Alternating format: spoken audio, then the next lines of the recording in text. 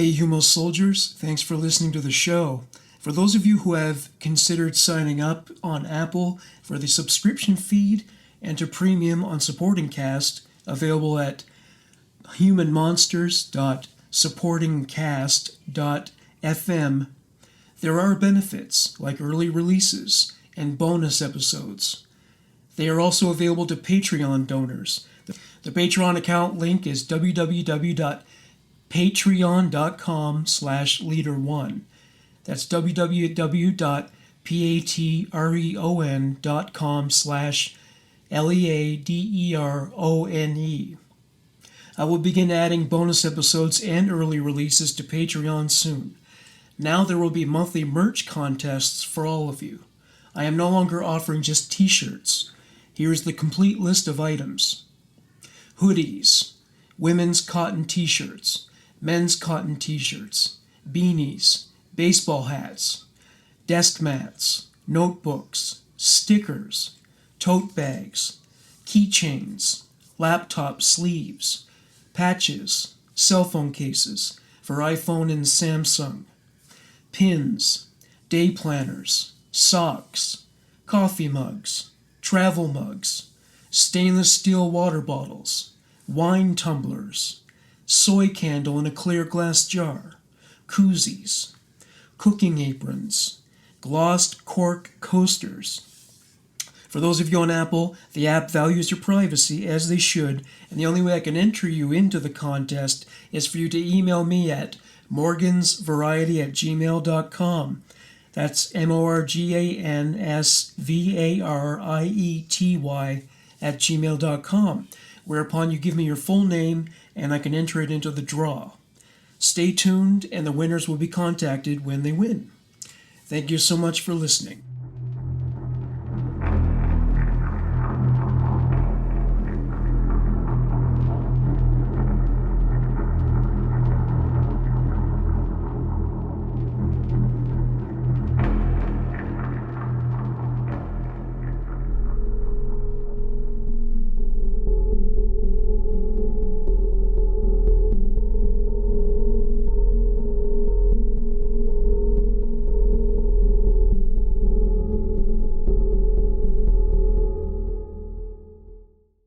This episode was adapted from the memoir Dirty Little Dog by Sophie Jenkins and Kate Skylark.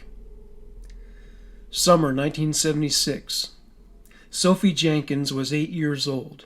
She was confident, precocious, though naive, intelligent but blissfully ignorant to the ways of the world, particularly to its ugly underbelly. She lived in the small country town of Dorset in England. She had 4 siblings. Her father left the family once the last of these children were born and moved to South Africa. They lived modestly but were not impoverished. They lived simply but were happy. She and her siblings enjoyed going to fairs and festivals. One day her mother took the kids to the horticultural show. Sophie was paid £2 by her grandmother as a reward for helping her weed her garden. £2 was a lot of money in 1976, especially for an 8-year-old girl.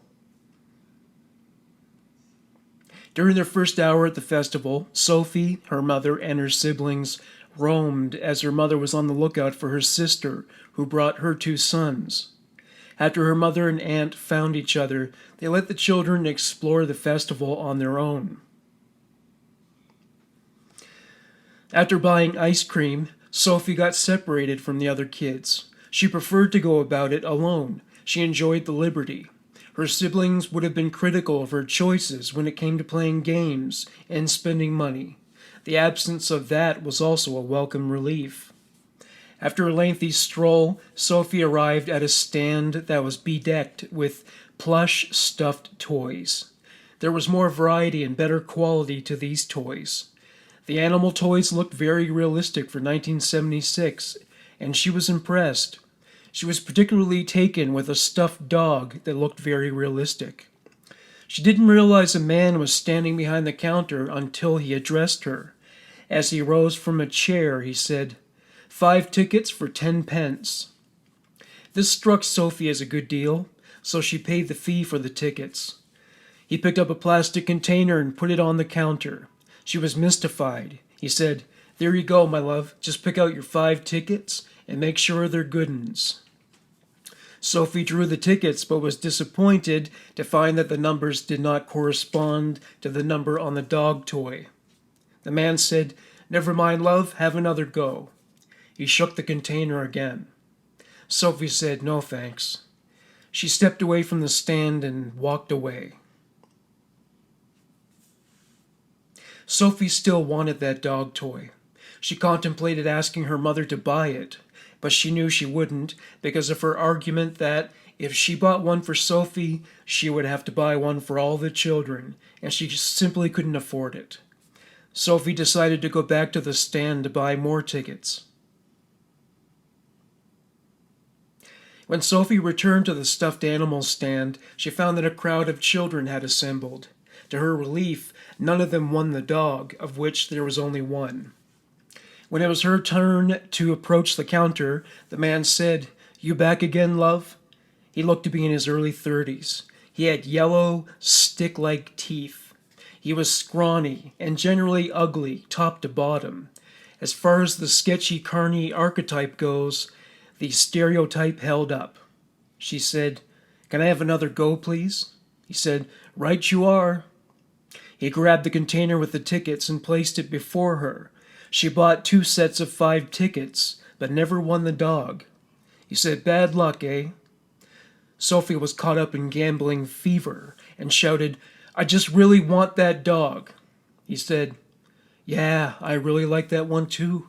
I've got a dog that looks a bit like him at home." "What's he called? I love dogs."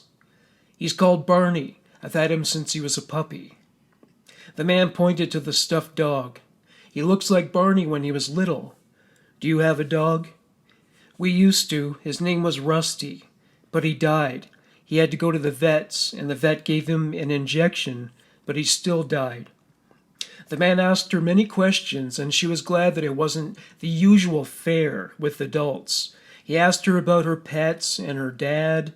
She was flattered that he took an interest in her. Though she found him very physically ugly, he came across as a very nice man.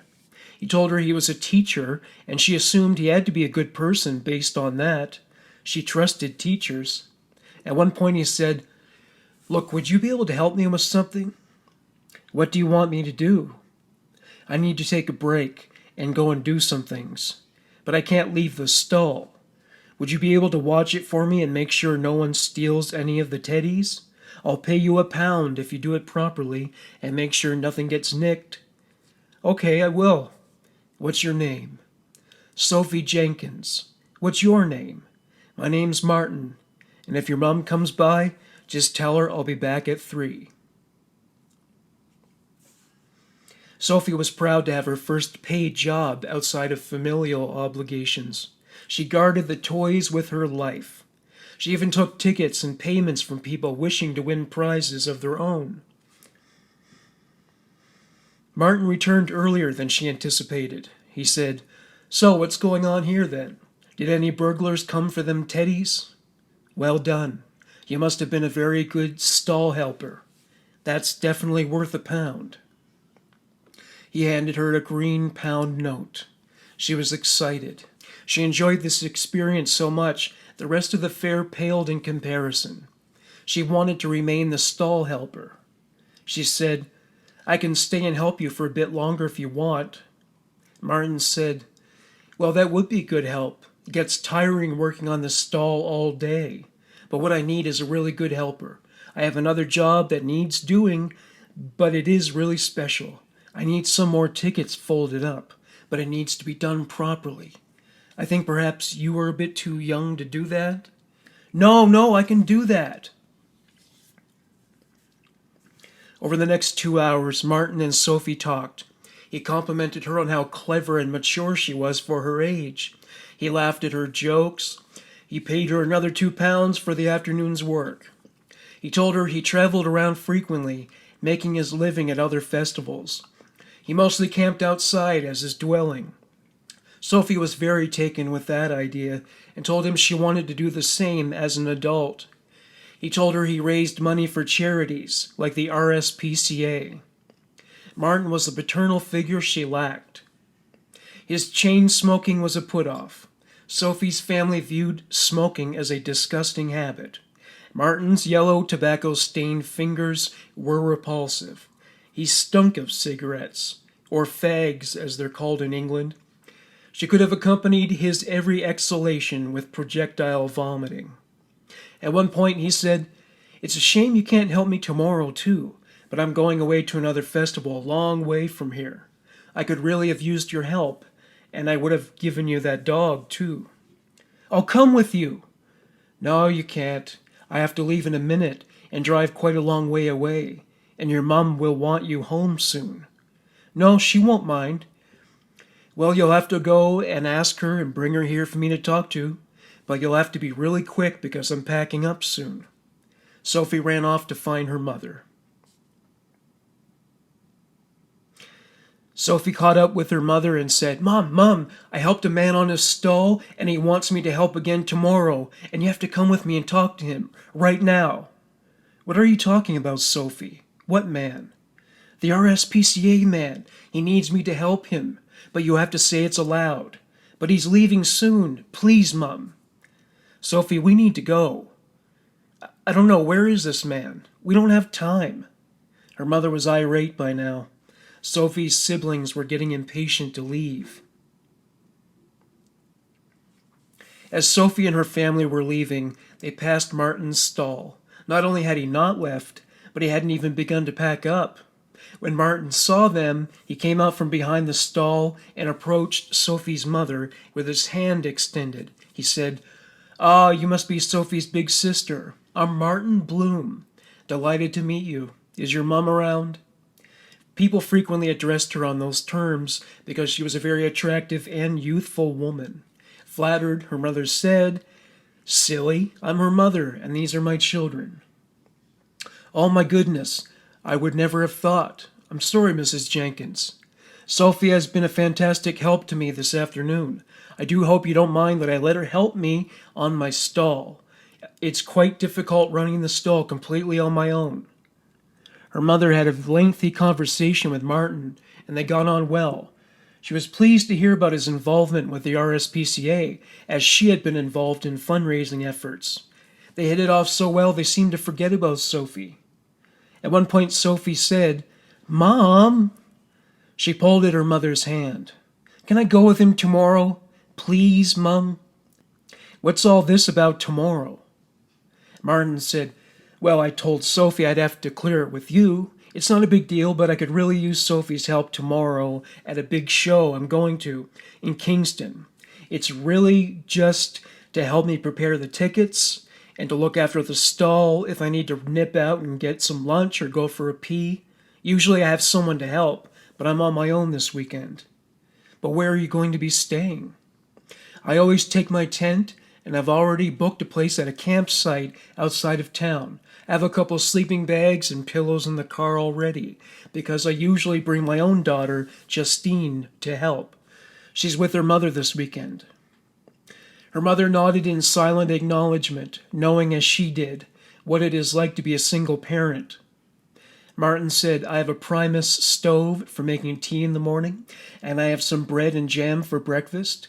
We always have loads of fun. The only thing is, I need to leave really soon, in a few minutes, in fact. Would you mind if Sophie came with me? If you let me know your address, I can bring her back by tomorrow evening."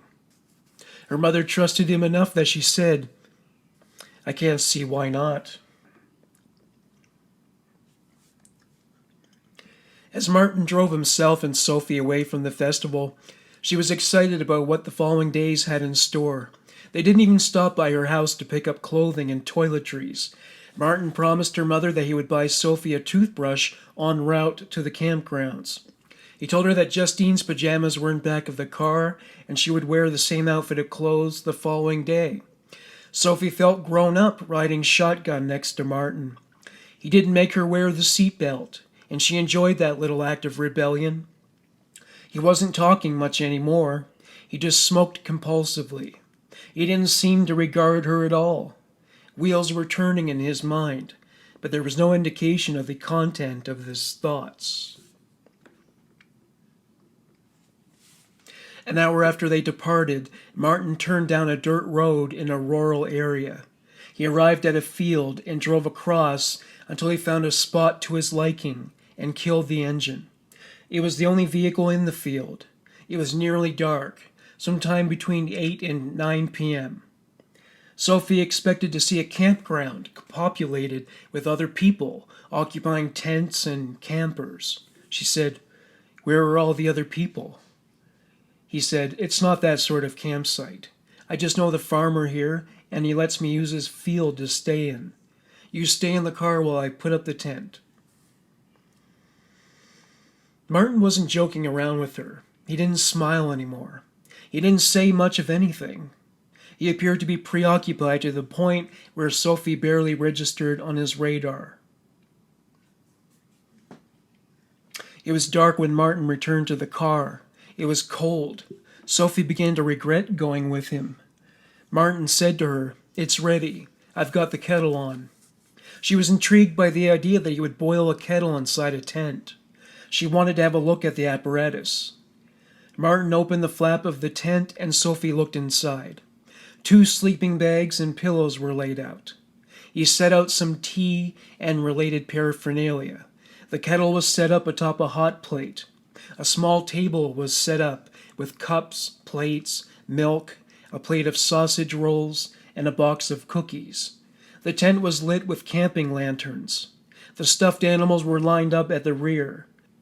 They sat on the 2 pillows opposite each other as the kettle was heated. Martin said, "So, Sophie, do you have a boyfriend?" Sophie didn't find this line of questioning odd. She had been questioned about puppy love before. She said, "No, I used to have a boyfriend when I was little, but I don't have one now." "What was his name?" "Mark Cartwright. He goes to my school." "Did you ever kiss Mark? Did he ever show you his willy?" Sophie was embarrassed. She said, "No." Martin said, "Would you like to see a willy?" She said nothing. She just rolled her eyes. The kettle was now boiling.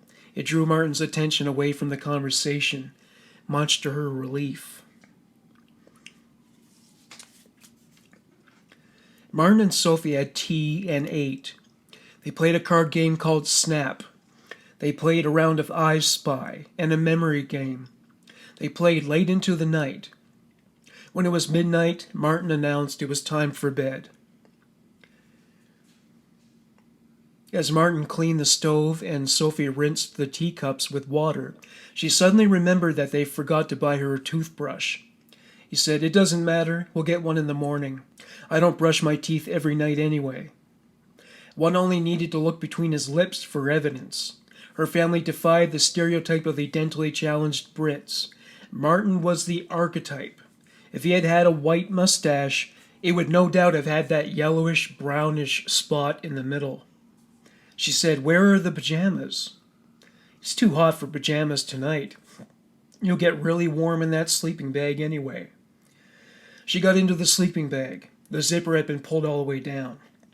Martin said, "You'd better take your jeans off, or you'll get all sweaty in the sleeping bag. And don't zip up the sleeping bag, because if you need a wee in the night, you won't be able to get out." Though she wasn't comfortable with this directive, she did what she was told, as she was in the habit of assuming adults knew best. Sophie lay down and closed her eyes. Martin began to undress. He disrobed to the point where he was wearing nothing but briefs. A few minutes later, Martin made noises that sounded like sleep. She didn't think it was possible to fall asleep that quickly. As Sophie put it,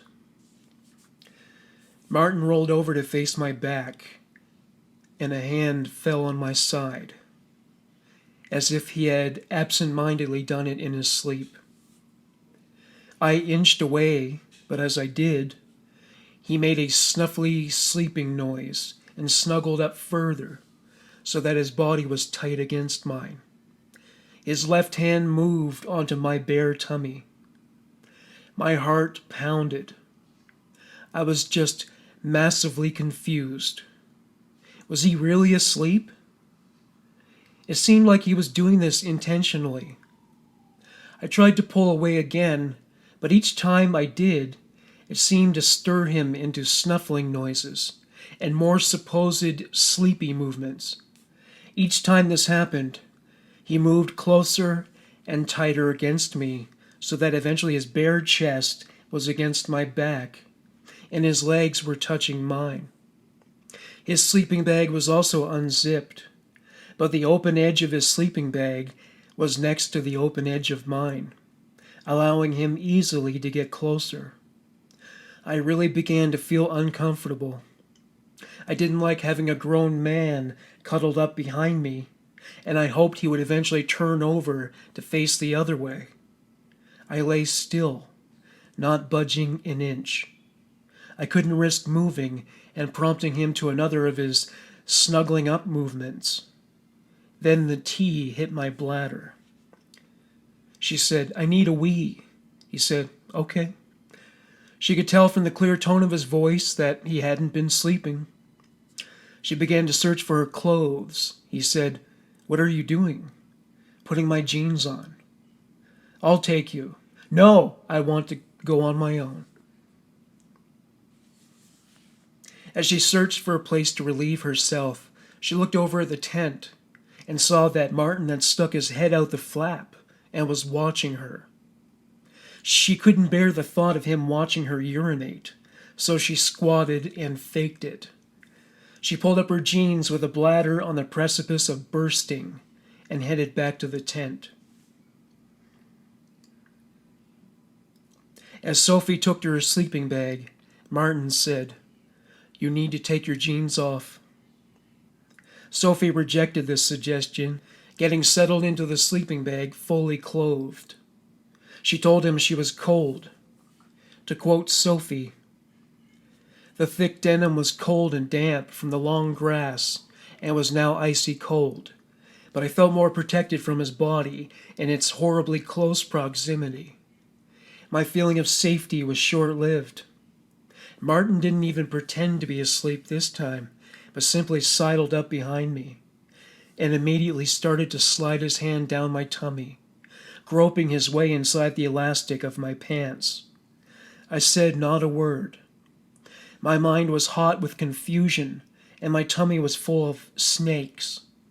I needed him to stop. I needed him to stop this now. I felt his finger poking and probing around, lower and lower, and with that, I found my voice. "I don't like it," I blurted out. "Don't worry, it's all going to be okay. I'm not going to hurt you." "I still don't like it. I want to go home." I trembled on the point of tears. "You're not just a little girl, are you?" he said disdainfully. "I thought you were more mature than that." And then he added, "This is just what people do who like each other. You do like me, don't you?" So that was it. He fancied me. He wanted me to be his girlfriend. I must have made him think I wanted him to be my boyfriend too. If this was just what people do, then I had to accept that. And so I just lay there as he undressed me completely, turning on the light so that he could see what he was doing. I don't remember seeing his penis. I don't remember any pain at the time. In later years, I like to think this was because he had only a very small penis. It may also have been that he didn't manage to penetrate me fully.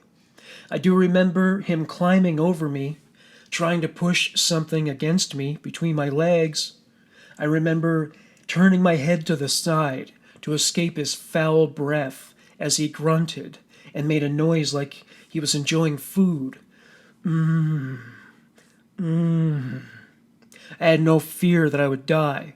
I never thought he would kill me or injure me. I genuinely thought he wanted me to be his girlfriend, and that this was just what grown-ups did. I hated it. My revulsion at his breath was so bad, I thought I was going to vomit. He utterly disgusted me, but I didn't know this was wrong. The thought that Martin was a bad man who was committing a crime didn't even enter my mind. He couldn't help it. He fancied me. I just wished I had never met him. I turned my head to the right to escape his breath, and my eyes fell upon the brown and white dog. It looked so friendly and cute, and I reached out to it. I grabbed it with 2 fingers and brought it to cuddle to my chest, sinking my face into its plush fur. A little friend. A sanctuary in the middle of this hell I was going through. I crushed him against my face, as if I could block out the reality behind his softness. "Yeah, that's it, baby. Hold the dog, cuddle him," said Martin, as he suddenly got up and, still kneeling between my legs, started to move his hand up and down between his legs. All the while his eyes were on me, an 8-year-old child, desperately trying to find solace in a cuddly toy. After a little while, his face changed. His face went red, and he looked like he was going to explode or shout at me. I was then shocked to feel a bit of warm liquid splash against the skin of my bare tummy. I was appalled. How could an adult do something so disgusting? I thought he had urinated on me. Only years later did I realize it was something different. Once he had ejaculated, Martin said not another word. He got off me, got into his sleeping bag, zipped it up, and went off to sleep. This time, I knew he was genuinely asleep because he snored loudly.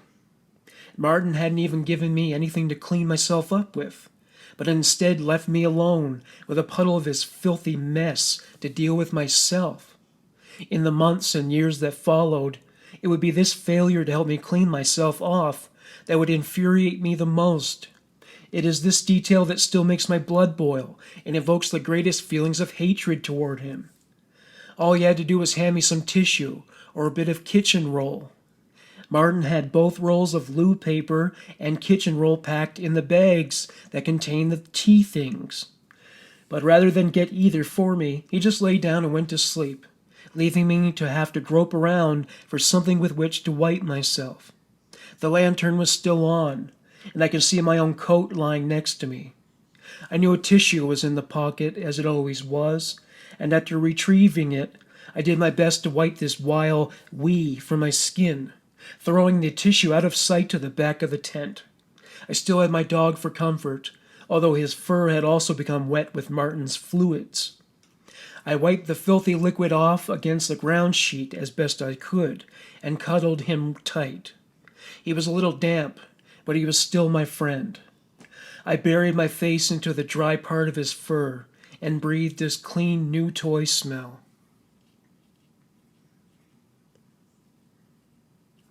Sophie didn't sleep at all that night. For one thing, she was desperate to urinate. She was freezing cold. She didn't move a muscle or make a sound for fear of waking Martin. Because of Martin's sexual impropriety, she developed chronic insomnia years later. Therapists would ask her about her first memory of losing sleep. She would describe the conditions inside the tent, but never mention the sexual abuse. Her bladder continued to swell, and she was terribly uncomfortable. But the thought of waking Martin so he could abuse her again was the rock opposite the hard place. Anybody who has experienced child sexual abuse will tell you it is a hell on earth when you are helpless against some of the worst tortures imaginable. Imagine if you can't even be your own advocate. With daybreak came the realization that she would spend an entire day with Martin. Suddenly it wasn't so exciting anymore. The notion that he might abuse her again made her nauseous. Her body was reactive at this point. She used a technique for coping with the trauma. She would focus on pleasant thoughts, like her birthdays or Christmas. How could her mother have been so blind as to ignore the possibility that it could occur? She tried to devise a plan to escape. She wasn't sure how she could dress without waking Martin up. It also occurred to her that if she ran down the road, he would find her by simply driving down that road. One idea she came up with was that she would tell him she had something planned for that day she had forgotten about and would need to return home to honor the commitment. She looked forward to him waking so she could inform him of her need to return home. When Martin woke, he said, "You still here?" "Yes, I'm here, and I've just remembered something. I have to go home. I have to do something today that I forgot about." She sighed with relief. She assumed this would suffice. "No such luck.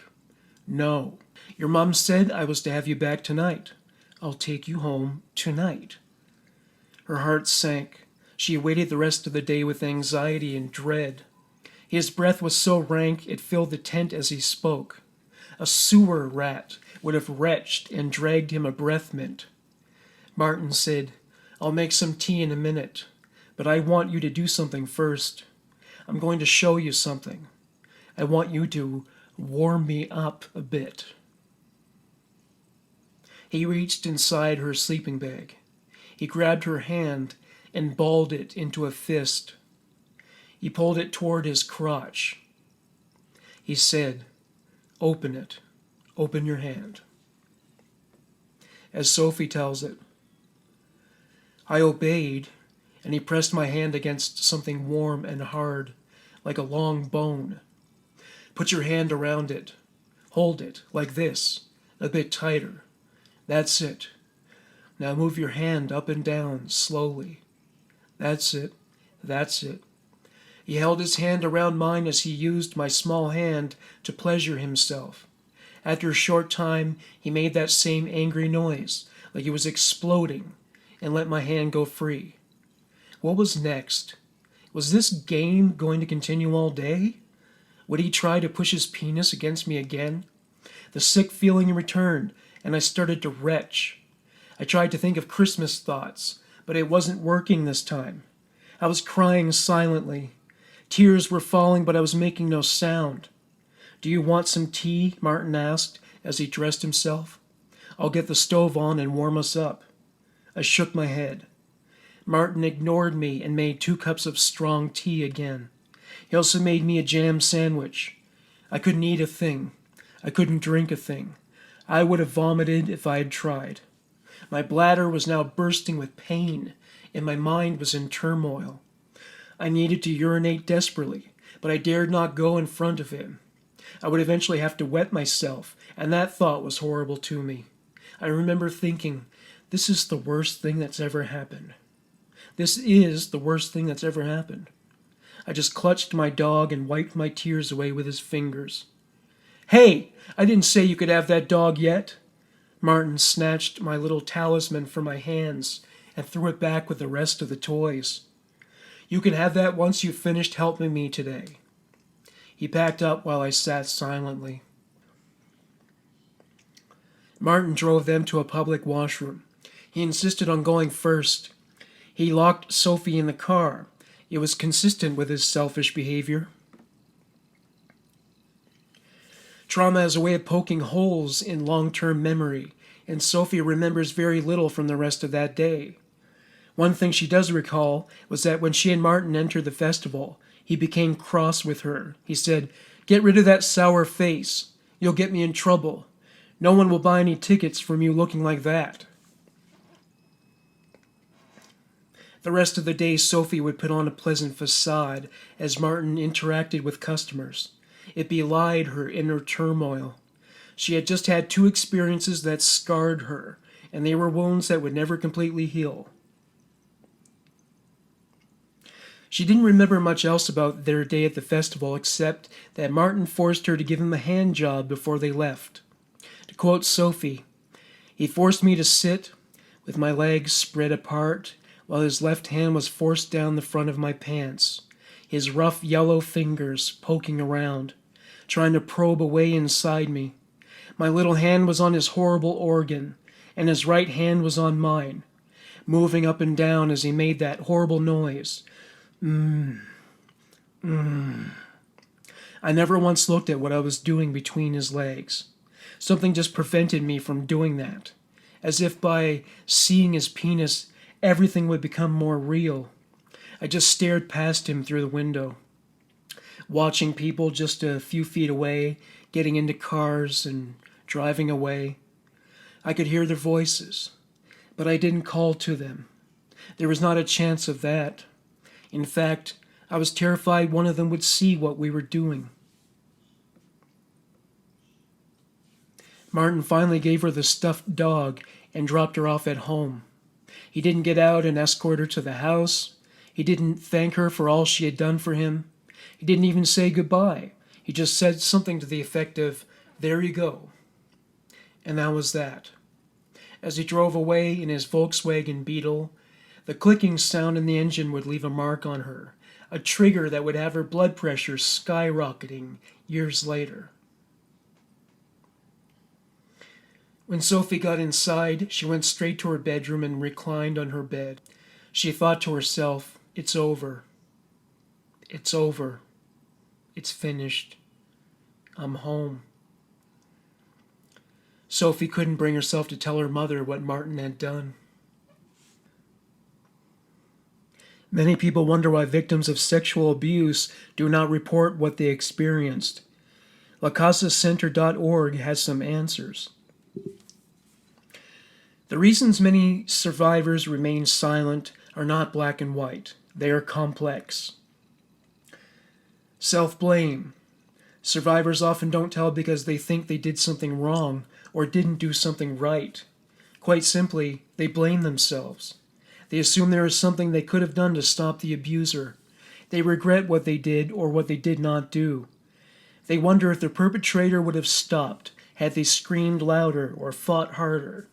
They ask themselves if they could have avoided the situation, the location, the person. Even survivors whose lives were threatened, or the lives of their loved ones, succumb to self-blame. Shame. Survivors of sexual crimes are burdened with a deep sense of shame. The thought of revealing what they have endured in explicit detail can be overwhelming. It means they must relive the experience. It means they must remember things they do not want to remember and tell things they do not want to tell. Many survivors are hesitant to give voice to the violation, the pain, the degradation, and the feeling of sheer helplessness. Fragile and traumatized, some survivors just are not ready, physically, emotionally, and psychologically, to come forward. Fear. In the mind of the survivor, there is much to fear. If the perpetrator has threatened them, they will fear for their lives. If the abuser has threatened their family, they will fear for the lives of their loved ones. They may fear the unknowable. What will happen when I tell? Will I be believed? Will I be supported? Will the abuser be arrested or remain free? Will friends ridicule me? Will the people who I care about shun me? Telling a secret of this magnitude would set an intangible series of events into motion. The survivor, who is fragile and traumatized, may not be equipped to deal with the extreme anxiety that accompanies the act of coming forward and facing the unknown. Protection. Some survivors do not tell to protect their loved ones. We know this to be especially true with children. They understand that speaking the truth will inflict pain on their parents, and they may choose to protect their families from the emotional upheaval. For these survivors, the shame, blame, and fear of what happened is their burden to carry, and theirs alone. Admiration. The public stature of a perpetrator plays prominently in a survivor coming forward. If the abuser is a respected member of the community or an admired friend of the family, the chances of a survivor speaking out are significantly reduced. In the case of Jerry Sandusky, out of the 10 young men who came forward, only one revealed the crime to a parent at the time the abuse occurred. The mother did everything right. She believed her son, she went to the university, she went to the police, she reported and persevered. But the authorities dismissed her claims as baseless. Disillusionment.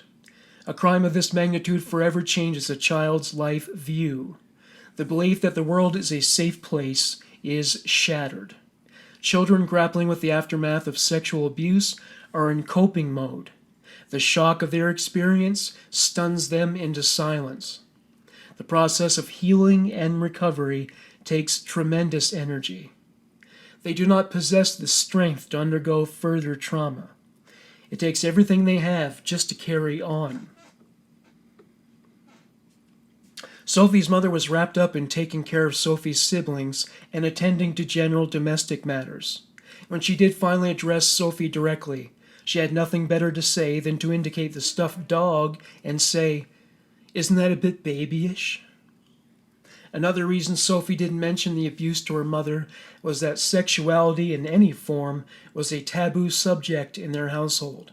If they were watching a movie on television and a steamy sex scene or a sequence of a kissing couple were to appear, her mother would change the channel. Here in Ontario, Canada, a sex education curriculum was introduced to elementary schools. It was later discarded because of parents who believed it was just teaching kids to have sex. If they had actually read a detailed document about the curriculum, they would have found this to be untrue. One aspect of the curriculum was that children were taught about inappropriate touching. One man reported that because of this lesson, his daughter reported an incident when her uncle molested her. Her uncle was brought to justice, and it was all because a child was educated about the nature of sexual impropriety. Sophie feels that such efforts to make children more streetwise when it comes to sexual abuse is important. As she tells it, "I feel so sorry for my 8-year-old self at this point, trying to make sense of things, in desperate need of help, but being prevented from asking for it by sheer fear of embarrassment. It is this that breaks my heart most about child abuse and all the stories I've heard from other people, little children experiencing the most awful terrors, but not able to tell a soul. I know at this very point in time, there are children, right now, maybe you pass them in the street, who are hiding terrifying secrets. To my mind, we must work not only on keeping our children safe, but on teaching them what to do when faced with danger. We tell children to avoid strangers, but we don't tell them why. For a long time, I thought strangers snatched children because they had none of their own. I thought they stole other people's children so that they could raise them themselves. Child sexual abuse is so taboo, so appalling to our adult ears, that we would rather not mention it in front of the children. But in doing so, we leave these children completely unequipped to deal with danger when it unfortunately does arise. If I had ever had children, I would have taught them about sex almost as soon as they could understand. I would have taught them about danger and encouraged them to speak to me about everything. Nothing would be shocking or taboo.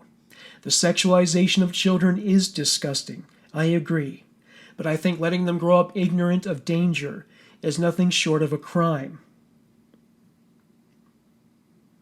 Sexual abuse of children has many psychological effects on the victim, both short-term and long-term. The following findings are quoted from nctsn.org.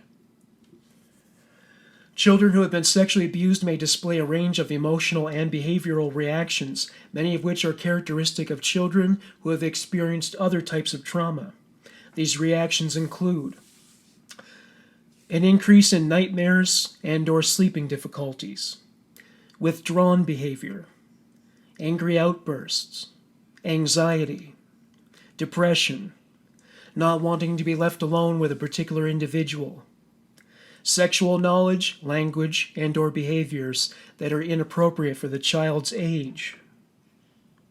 Although many children who have experienced sexual abuse show behavioral and emotional changes, many others do not. It is therefore critical to focus not only on detection, but on prevention and communication.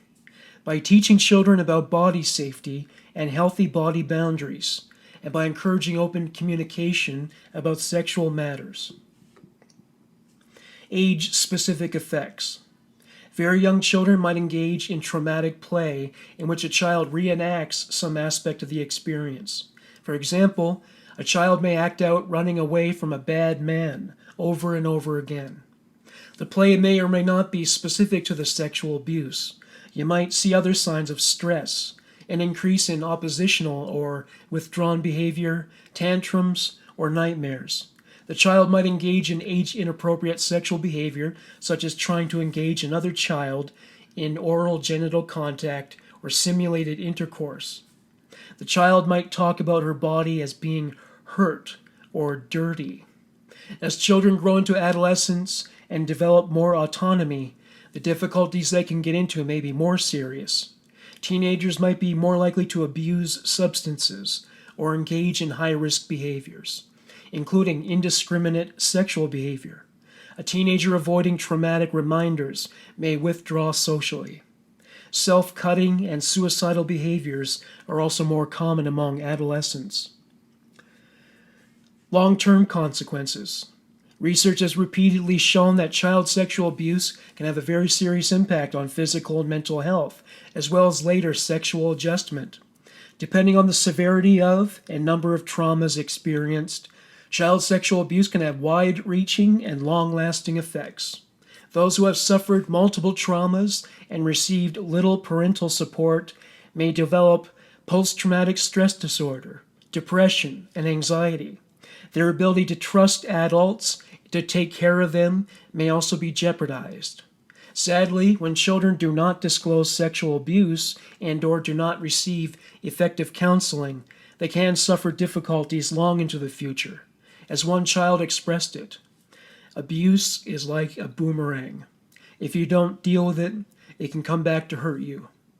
On the other hand, children who have the support of an understanding caregiver and effective treatment can recover without long-term effects.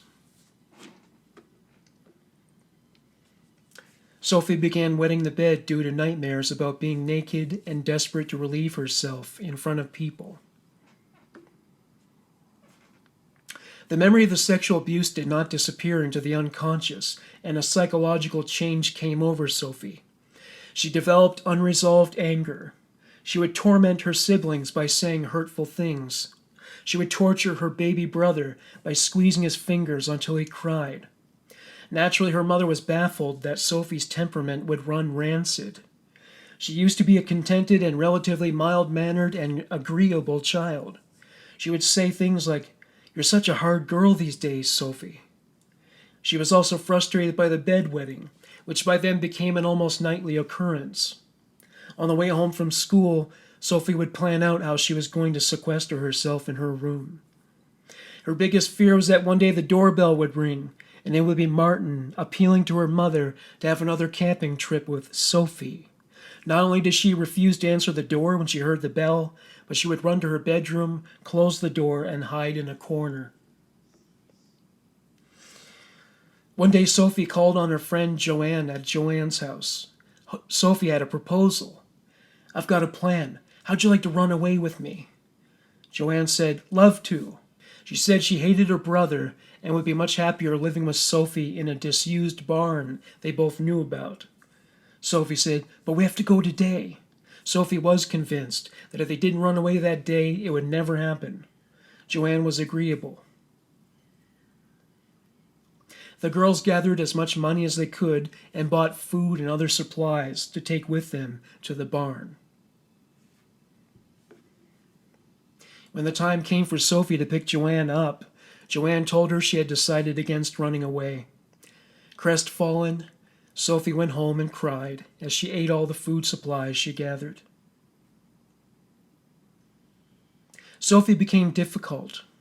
She was recalcitrant to the teachers and principal at school. During a parent-teacher conference involving her mother and the principal, Sophie had the temerity to tell the principal to piss off. Her mother didn't recognize her daughter as this brash young woman with a filthy mouth. Her principal decided to have her relegated to spending the rest of the school year in a building known as the Hut. It was a trailer where the emotionally disturbed and slow-witted children were taught. She begged her mother to get her out of it, but the principal's mind was made up. The principal was not discreet about this transition. In fact, he made Sophie announce to her class where she was going and why she was going there. She was so humiliated, she urinated in front of the class. The class laughed at her. The teacher scolded her for being dirty. Sophie began to cry.